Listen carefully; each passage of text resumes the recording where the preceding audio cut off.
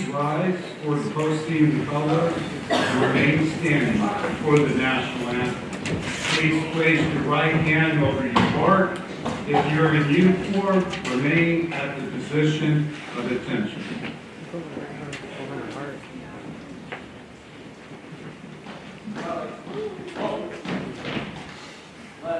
Face. Freeze. Colors.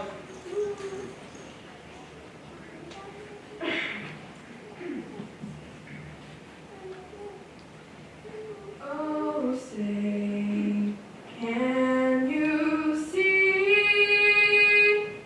by the dawn's early light what so proudly we hailed at the twilight's last gleaming, whose broad stripes and bright stars through the perilous fight o'er the ramparts we watched were so gallantly streaming, and rockets rang clear, the bombs bursting in air, gave proof through the night that our flag was still there. Oh, see just that star-spangled banner yet wave, for the land of the free and the home of the brave. Order. Colors. Colors. Appropriate. Face. Forward. March.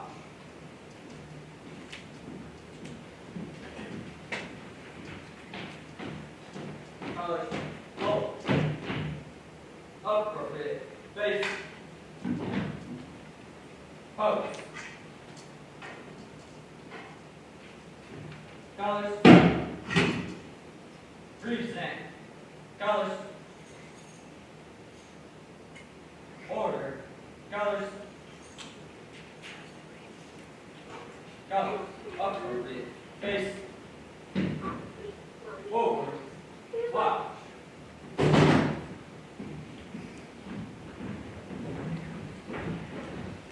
Please be seated.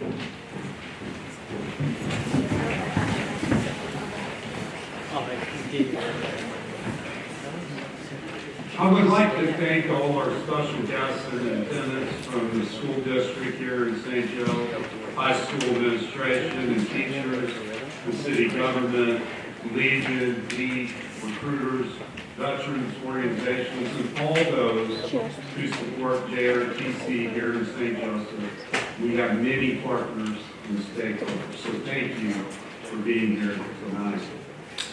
I would also like to thank my fellow instructors who so gracefully entrust your children to you. Lieutenant Colonel Michael Thorpe and Master Sergeant Jamal Anderson from Lafayette High School,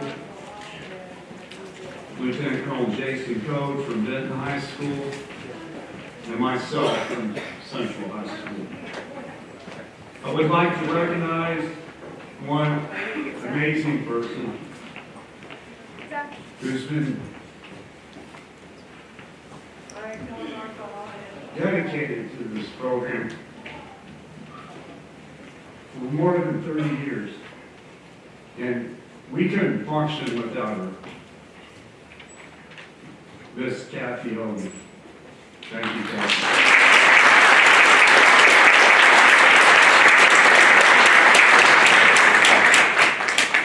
It's my privilege and pleasure to be here with you tonight at our 39th JROTC commissioning ceremony. It's with special honor that I recognize this group of cadets who will become officers that represent leadership for over 300 JROTC cadets attending schools at Central, Lafayette, and Benton collectively. All of you are here today because you're part of a very rich and proven tradition of respect, success, discipline, honor, integrity, and citizenship. The mission of JROTC is to motivate young people to be better citizens. These cadets here today represent both the end result and catalyst of this mission. And the end result, there are literally thousands of hours of service to their community and their school attest to their positive development as young adults who understand the basis of our great democratic nation. As catalysts, they carry out their daily duties and responsibilities of leadership for their underclassmen enrolled in their schools and the associated JROTC programs. They have all the principles of positive leadership. They understand the importance of leadership by example, and they accept responsibility for their actions. They know the importance of looking out for the welfare of others and working as a team and getting the job done. Doing it right and doing it in an ethical manner. For all of this, I recognize and applaud these cadets who will become officers seated right here to your right, and extend sincere thanks to the parents, guardians, and friends who have provided the guidance and direction which have brought these young men and women to where they are today. So let us give a round of applause to all parents.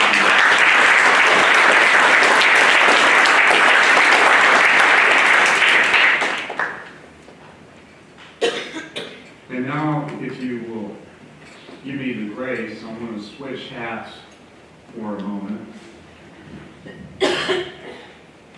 Tonight, I'm the guest speaker. I'm Lieutenant Colonel Dave Jones, the Senior Army Instructor at Central High School, and I want to give some remarks to these outstanding, amazing young men and women.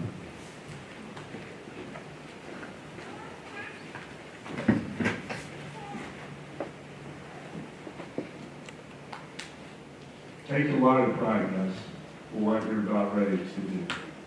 You've earned it. You've earned this commissioning to be an officer. And so take pride in that. But with that pride comes great responsibility to now lead, mentor, and coach all those who you've been put in charge of. So what is leadership? What is leadership? Leadership is the ability to influence others. So who do you lead first? Who do you lead? Yourselves. As a leader, you're being recognized for being high performers. But now that means everyone's looking at you.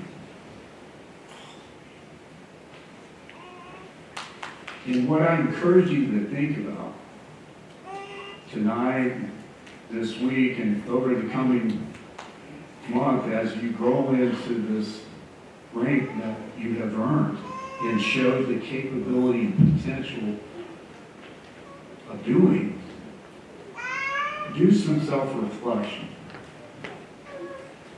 And consider all the ways that you should be leading in your lives, in your professional and in your personal lives.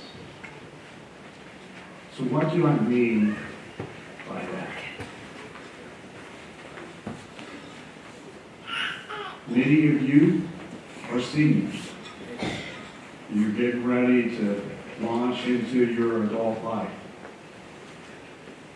Some of you are potentially sophomores and juniors, so you still have some high school experience to go. But here's what I know leaders are and what they should embody. Education and training. Every leader should be a life learner. So I encourage you to think, now that you are being commissioned, what are you doing to be a life learner? Some of you are in Hilliard, and you're going through a very rigorous certification and licensing process to set yourself up for success post-high school. Hilliard is an amazing, amazing program. And so I applaud those cadets who have gone on that journey. For those who are potentially sophomores or juniors and having the ability to go to Hilliard, consider it. They have dozens and dozens of programs that are absolutely out of this world. That may be some of your calling. It may not be for some of you. And so consider what you're going to do to be fully educated and trained and certified and licensed to enter adult life. Learning only begins in high school.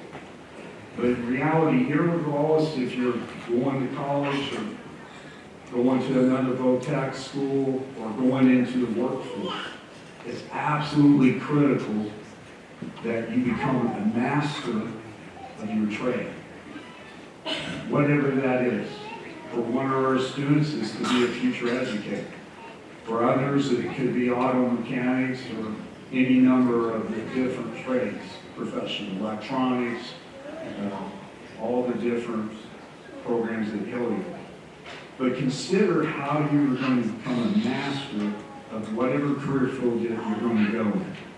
That's what leaders do. They become subject matter experts in their career field.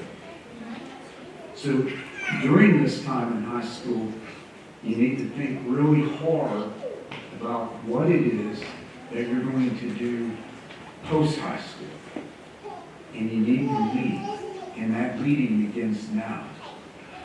You will set conditions for your own success by how you get education and training, certification, and licenses. So just think about that, guys.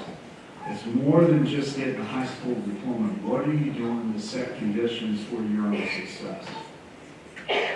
Other areas where you should consider how you're going to live include personal finance. Now, here in the state of Missouri, where students are required to take a personal finance class, right? But here's what I would ask you to consider. How good are you at doing that? Do you work? Do you save? Do you invest? Right? A high-performing individual isn't just great at the job that they do in the daytime. They're good in all areas of their personal lives. And frankly, when you look at a person's personal finance, you learn what's important to them and what's not. And so I encourage you to learn how to budget, learn how to save, and be responsible with the hard-earned money that you earn. That's what leaders do, and that's what they embody. Physical fitness. Do you take that serious?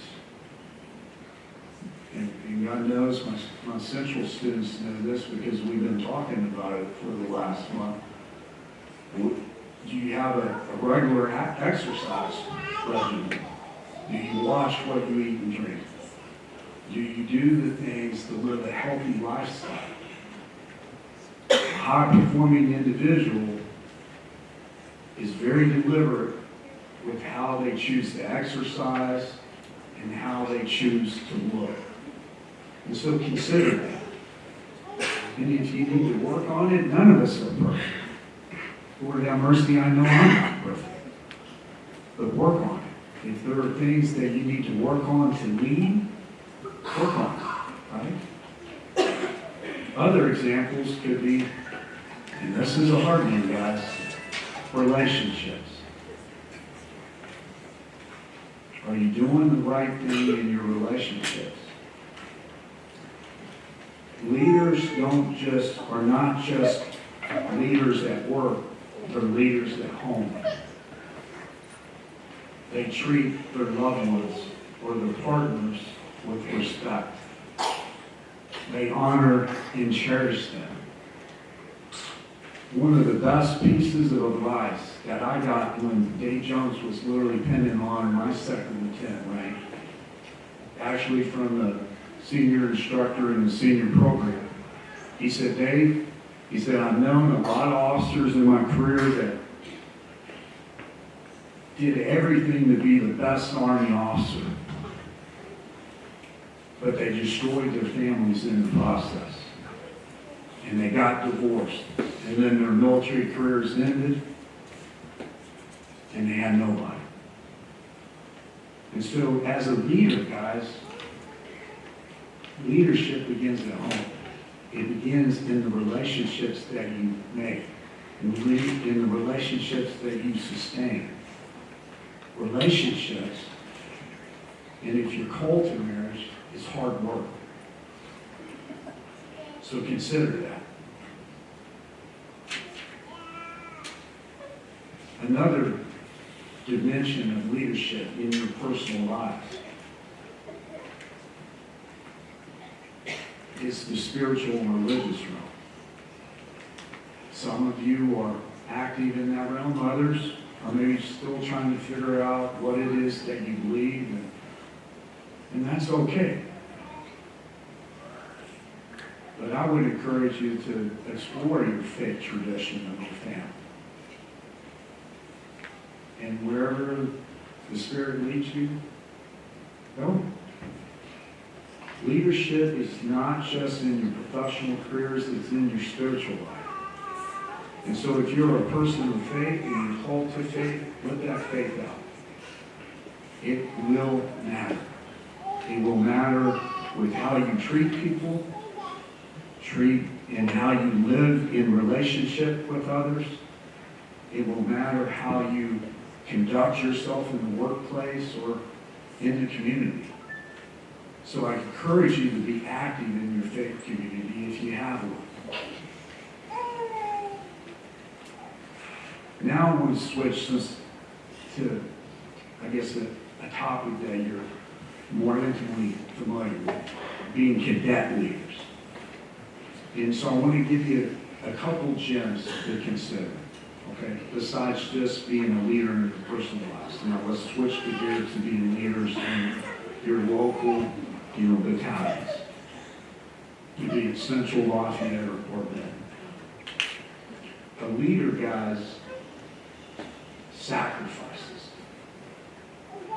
And so what I mean by that, if you're having a uniform inspection, any type of battalion or company event, you're going to have to spend personal time before that event getting yourself straight.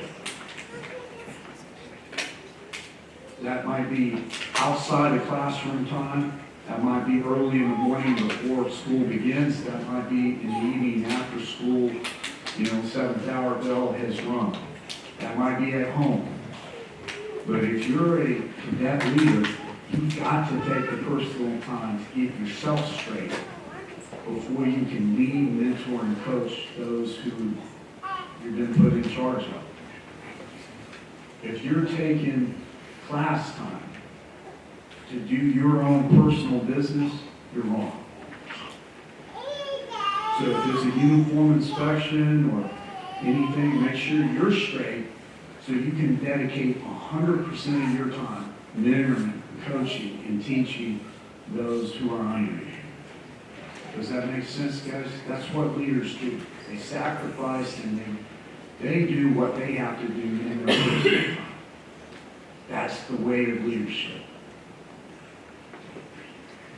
I want to make a distinction that one of our great instructors who is really great, American Paul Hall, who retired last year, he would always make a distinction in leadership between being a supervisor, a manager, and a leader.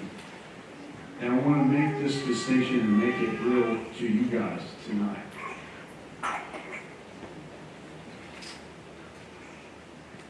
Anyone can be a supervisor, right? At some point, maybe at work. I don't even care if you're working at a fast food restaurant. You might become a shift manager, team manager, especially if you hold on for more than a year or a couple of years. You're probably going to step into a leadership role. And supervisors supervise people, and they can, supervise other things. But not all supervisors are leaders. They don't know how to treat people. And so consider that. There are many people who are managers. They either manage resources, manage logistics, manage people, but they don't lead. A person can be a manager, but never a leader. And then we have this area that's called leadership. And guys, that's what we are. In the Army and in JROTC, leaders are those who influence, teach, mentor, coach. They sacrifice to make their unit, their organization better, to be the best it can be. That's what leaders do. Do leaders manage? Sure. Do they coordinate and plan? Sure. Do they supervise their subordinates? Sure. But leaders make an impact in a positive way by developing a vision and then leading by example. They never ask their subordinates to do something they're not doing themselves. That's called, if that would be hypocrisy, right? And who's going to follow that? Not many, and not for long. There's also in leadership what I call a distinction between hard and soft leadership. There will be times that as commissioned officers, you're going to have to be very direct and upfront with those who you're in charge of. You're dealing with teenagers. You know what I mean? Sometimes you're going to have to lay into it in an appropriate way, but you're going to have to be very direct, and you're going to have to, as the Army term would say, command. Right? You're going to have to do hard leadership. Sometimes some people require that. Okay? And you can't be embarrassed or too shy to not do that when it's needed. That doesn't mean, though, that you do hard leadership all the time. There is what's also called soft leadership. And here's what I encourage you. This is the difference between good and great leaders. Look in your company. Look in your battalion. Look on your staff. Who are the soft leaders in the organization? They might not have the rank. They might not even be in a leadership position. But I guarantee you, in each one of your class periods, in each one of your hours, there are certain individuals, due to their charismatic personality, their popularity, there's a million different reasons that they influence what is happening in your company, what's happening on staff, what's happening in your battalion. And if you're in formal leadership position, you've got to put your arms around those, what I call soft leaders, and influence them to achieve the objectives that you need for your organization. What you can never have in an organization is those soft leaders bickering and talking behind your back and trying to go in a different direction. That's an organizational management nightmare. So always, when in leadership, guys, look for those who are not maybe in formal leadership, but in a soft leadership position. They can influence them. Look for those people, and then work with them to achieve the goals of your organization. The next key point on leadership, guys, and you're learning it right now. God knows if you're at Lafayette High School under Master Sergeant Anderson's leadership, he talks a lot about emotional intelligence. Emotional intelligence is a key item as a leader that you have to master. You have to be able to control and exert your own emotions, and you have to be able to know what emotions you need to express to each and every one of your cadets under you. If you go too hard on the wrong cadet, they're going to have a total emotional breakdown and they're going to completely shut down on you. On others, though, you've got to be able to show that hard leadership because they're not going to pay attention any other way. So a great leader knows how to exercise emotional intelligence. And it's not a grape shot glass, one type of emotion fits everybody. It's knowing your people well enough how you need to address and talk to them. Others you might just need to pull off to the side and just have a very calm conversation and no real response. You know, so everybody's a little bit different. So how do you know that? How do you learn that? You're going to have to get to know each and every one of your subordinate cadets and learn something personal about them. Learn about the person. Learn what triggers them for good and bad. That takes time. That takes an investment, right? To be a great leader. So emotional intelligence matters, guys. And here's where I'll end. And this is what I would call the difference between a good leader and a great leader. And it's called servant leadership. So what do I mean by that? A servant leader gives everything they have to the organization and to their subordinates. What some would say is a total gift of self to others. A person knows if you're looking out for their welfare or you're just trying to use them and abuse them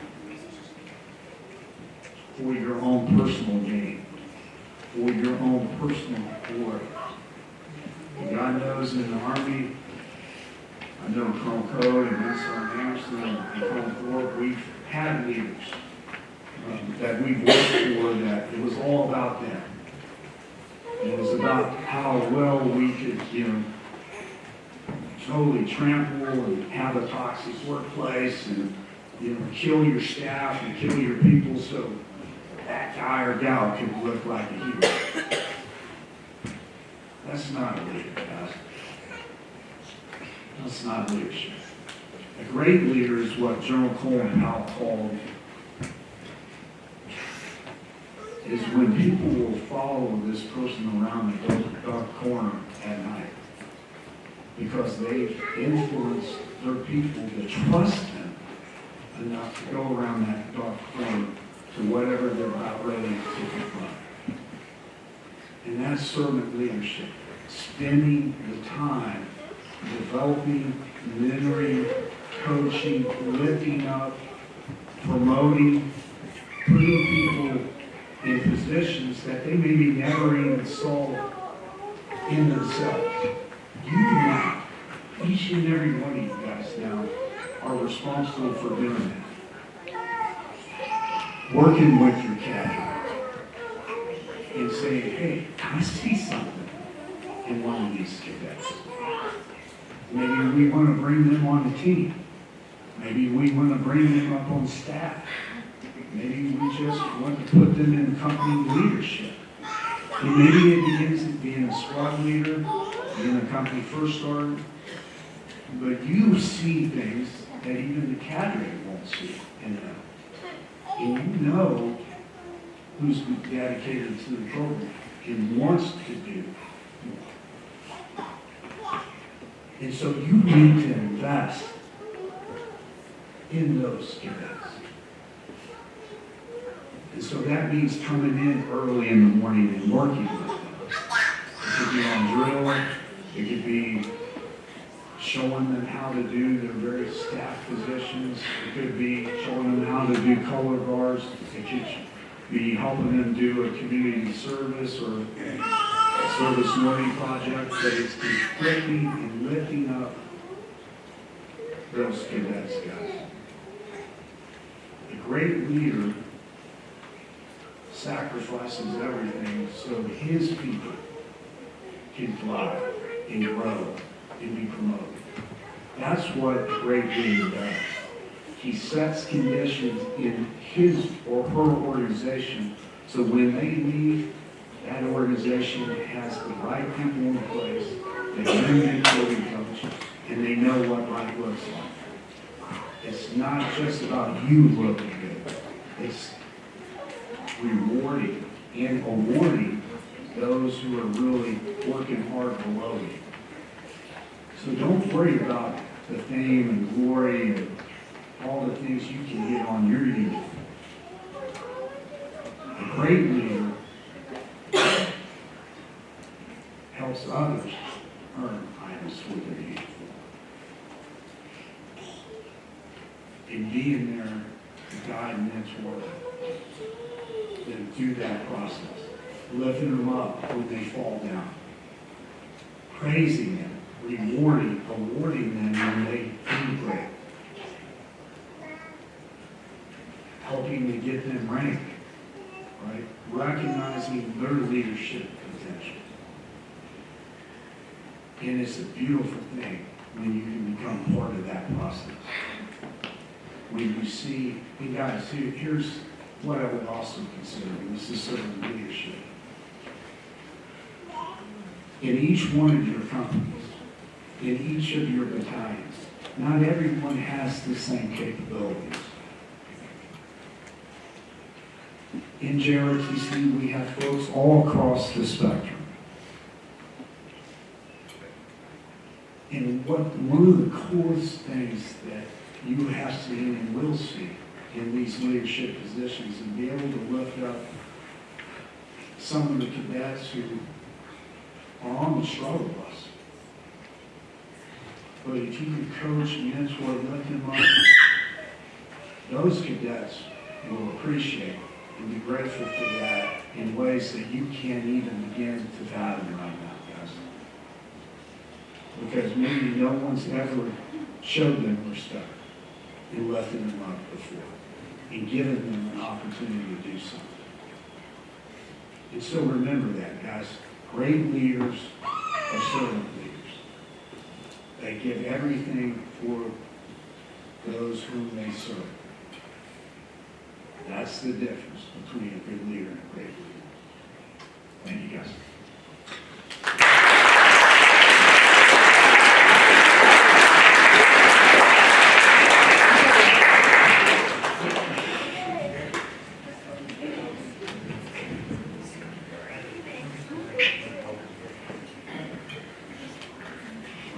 Let us now do the very function that we're here to do today. Our purpose today is to recognize the achievements and responsibility of cadet officers through their commissioning and oath of office. Cadets, please join me on the stage.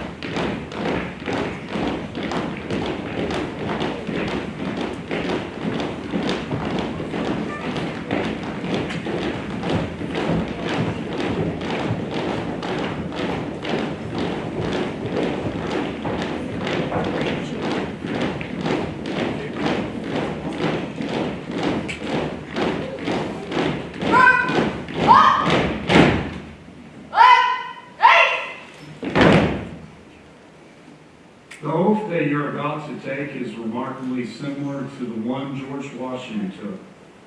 Our national leaders and military officers take that support our Constitution, protect it, and do their job as an example for others to follow. Colonel Code will now administer the oath.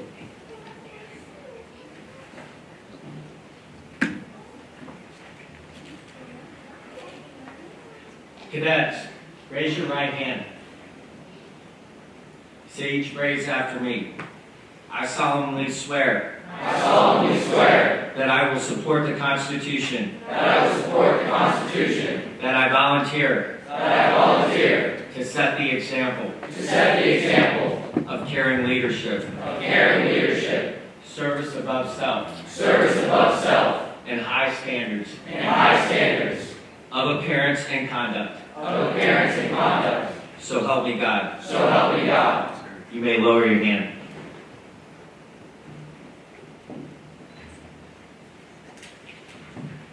Congratulations. Welcome to the Officer Corps.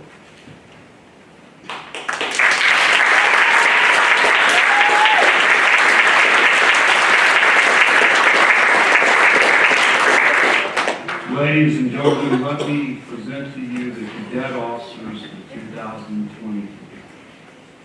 At this time, we will now present each one of them their certificate.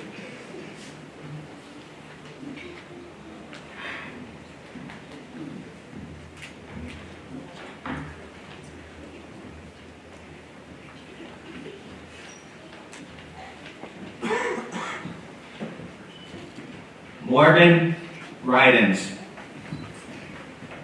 And I also invite the parents or any guests, if you want to come up and take pictures, I'll pause for name.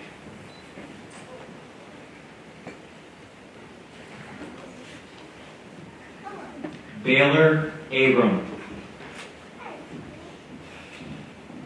Artie J.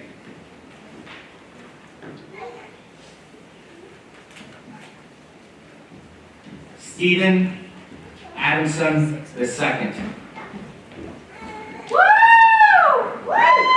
Whoop whoop. Got smoke.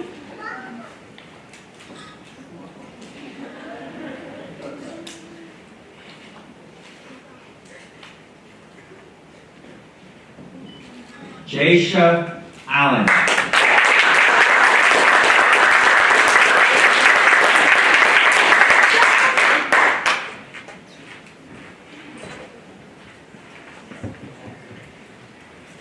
Take it ready.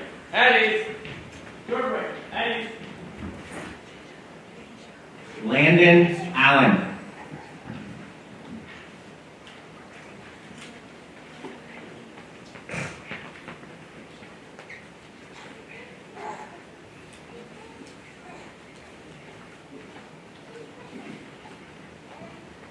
Bethany Barnes. Good job, Beth.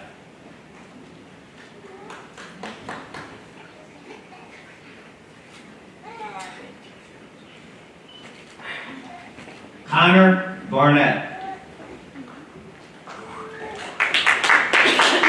Good job, Connor. Arthur Barr.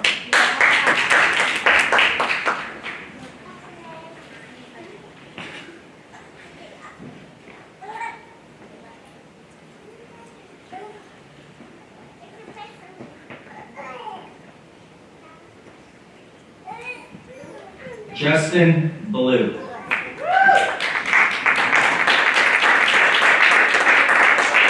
Get on board, Blue.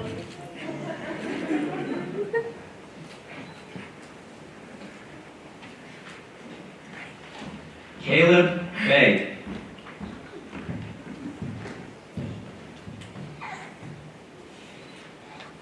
Good job, Caleb.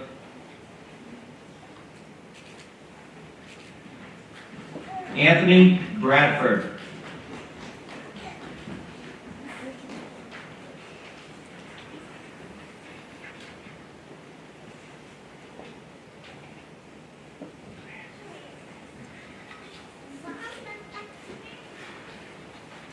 Adam Bradley.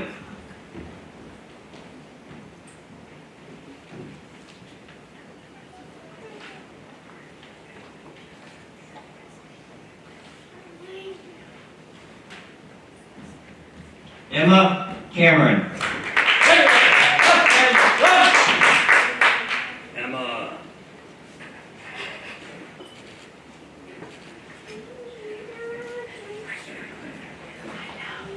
Sean Cullum.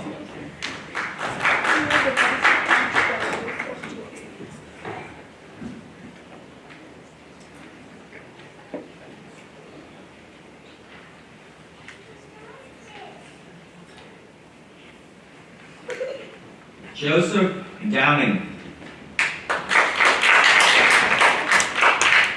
Right, JD.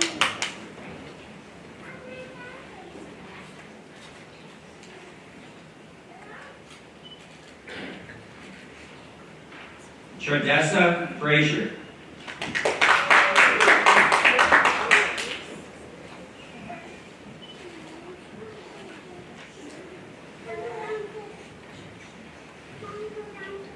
Hayden Gordon.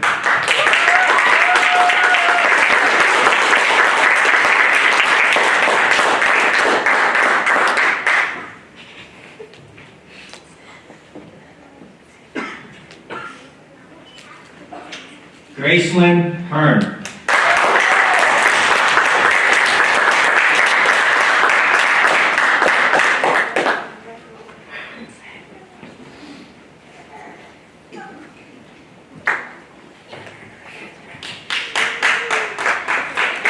Austin Johnson.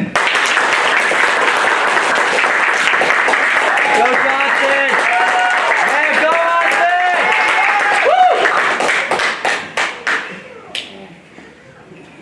Brianna Kepner. Yeah!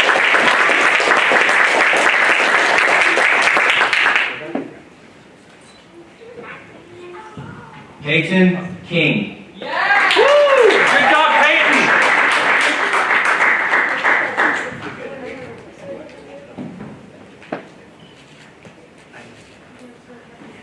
Miles Klein.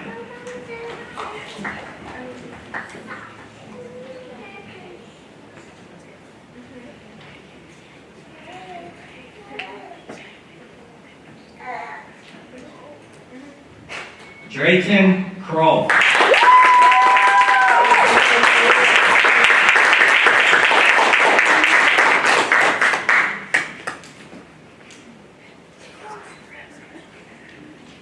Brody Martin.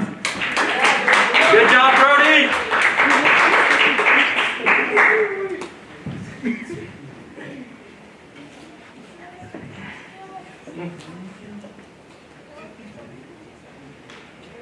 And she's going to kill me if I don't get this right. Malia Meissner.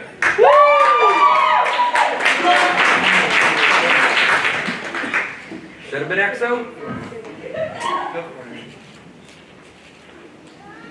Brendan Meissner.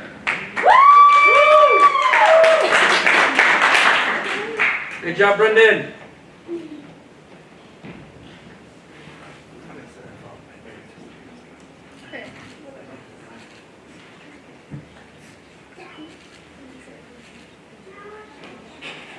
Gavin Miller. Yeah, Gavin!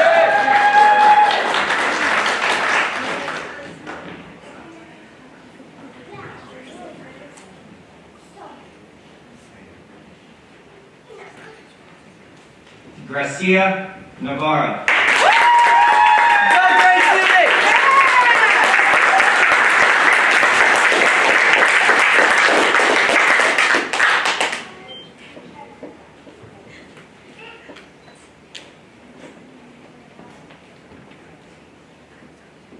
Aiden Obermeyer.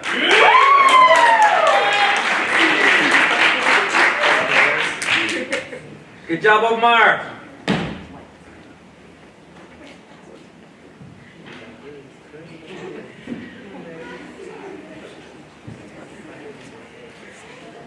Eris Flugrat.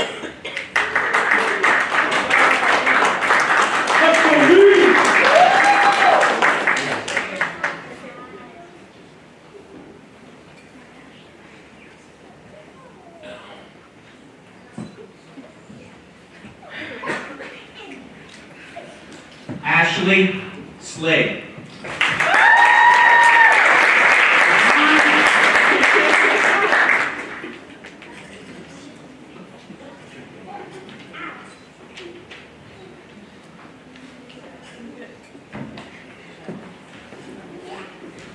Bo Snap.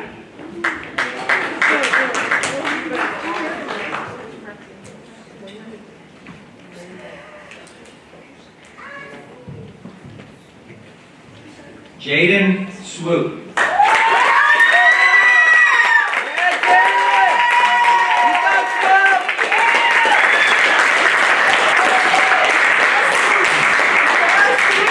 Jason Tangway.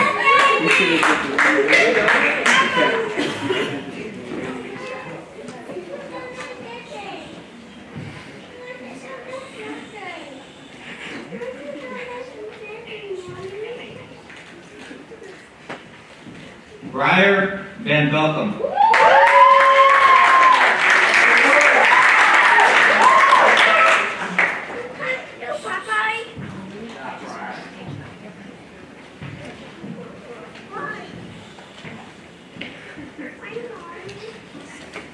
Dominic Wilhoit.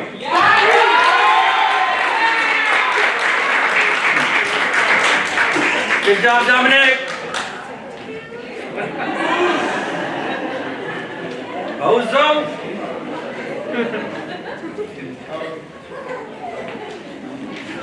Velvet Williams.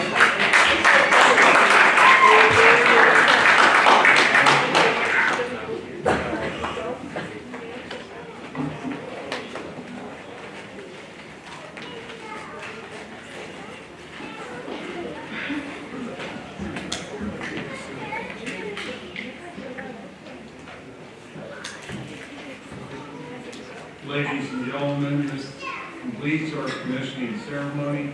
Schools, please take this opportunity to gather your officers and take a picture on the stage. We will do Central, Lafayette, and then we invite everyone to join all the cadet officers for refreshments to the library. So as soon as you leave the auditorium, it's just directly to your left. There's cake and punch. And we hope that you stay and chit chat a little bit and spend some time with these amazing young men and women. God bless you. God bless America. Thank you for attending.